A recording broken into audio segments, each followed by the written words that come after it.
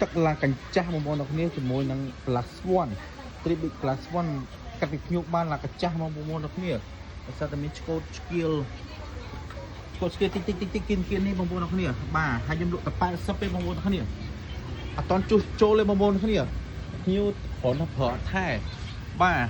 មើលតាមចេះស្អែបងប្អូនគ្នានេះបងប្អូនគ្នាមកកាន់សម្លេងណៃបងប្អូនគ្នាសម្លេងនៅស្អាតដូចដើមបងប្អូនគ្នា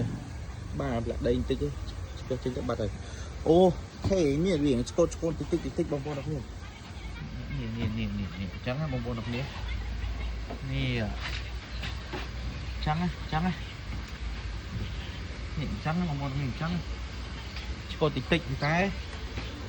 អត់តន់ជួសជុលទេបងប្អូនគ្នាស្គាល់កាន់សម្លេងណៃបងប្អូនគ្នា